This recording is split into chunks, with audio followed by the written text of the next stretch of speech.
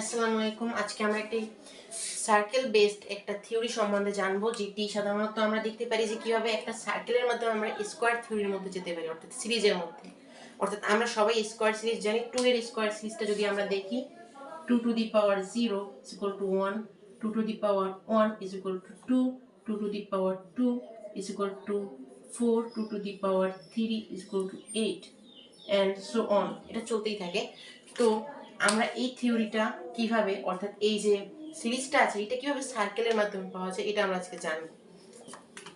আমরা যদি প্রথমে, যেহেতু একটি সার্কেল সুতরাং এক আমরা ধরতেই পারি। দ্বিতীয় ক্ষেত্রে আমরা যদি দেখি যে আমরা যদি দুটা বিন্দু নিই, একটা বিন্দু যখন নিয়েছিলাম তখন কিন্তু একই ছিল, যখন দুটা বিন্দু নেব তখন কিন্তু আমরা যদি এটা যোগ করি, দেখো এখানে দুটো পার্ট হয়, যেটাকে আমরা উপচাপ আর অধিচাপ হিসেবে জানি। তো এই উপচাপ আর অধিচাপ আর এটা একটা চাপ যেটা আমরা দিয়েছি, এটা দেওয়ার ফলে কি হলো, আমাদের দুটো ক্ষেত্র তৈরি হয়ে গেল। তাহলে আমরা কিন্তু এখানে দেখতে পাই 2। এখন পর্যন্ত কিন্তু সিরিজটা স্বাভাবিক আছে, কিন্তু যখন আমরা তিনটা বিন্দু দেব তখন কিন্তু ধীরে ধীরে টাফ হতে শুরু করবে।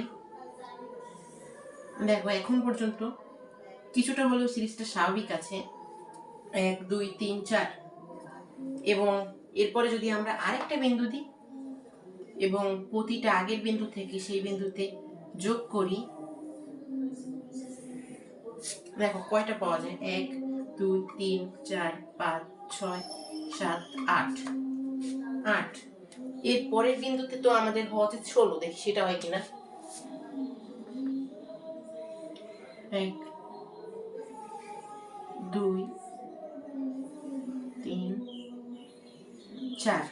ওকে, এখন দেখি এখানে, দেখো আমাদের এখানে 1 2 3 4 5 6 7 8 9 10 11 12 13 14 15 16, দেখেছো?